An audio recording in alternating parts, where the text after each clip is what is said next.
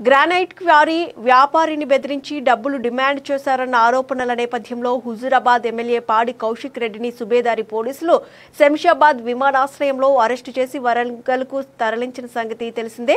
ఎమ్మెల్యేపై పలు సెక్షన్ల కింద కేసు నమోదు చేసినట్టు తెలిసింది. ఈ పరిణామాల నేపథ్యంలో మాజీ మంత్రి ఎర్రబెల్లి దయాకర్ రావు, వినయ్ భాస్కర్, చల్లా ధర్మారెడ్డి తదితర బీఆర్ఎస్ నాయకులు బీఆర్ఎస్ లీగల్ టీంతో కలిసి వరంగల్ పోలీస్ కమిషనర్ సన్ప్రీత్ సింగ్ ను కలిశారు.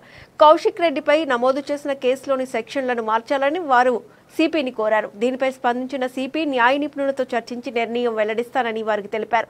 అనంతరం మీడియాతో మాట్లాడిన ఎర్రబెల్లి దయాకర్ రావు, సీఎం రేవంత్ రెడ్డి ఒత్తిడి కారణంగానే కౌశిక్ రెడ్డికి బెయిల్ రాకుండా ఉండేందుకు నాన్ బెయిలబుల్ సెక్షన్ల కింద కేసు నమోదు చేశారని ఆరోపించారు.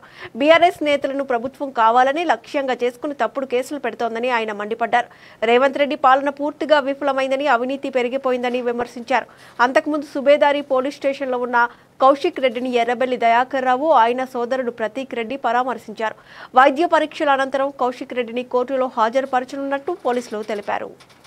ఇట్లా ఎవరైతే గట్టిగా మాట్లాడతారో ఏదో రూపంగా కేసు పెట్టి ఇబ్బంది పెట్టాలని, ఫోన్ ట్యాపింగ్ లోపల కొంతమంది నిరికేయాలని ప్రయత్నం చేస్తున్నారు.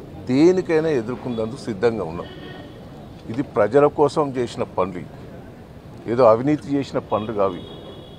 ఏదో రేవంత్ రెడ్డి తిరిగా దొంగ నోటు తిరగనో అబద్ధాలాడి బ్లాక్మెయిల్ చేసి బతికే తత్వం టీఆర్ఎస్ బీఆర్ఎస్ పార్టీ నాయకులకు లేదు.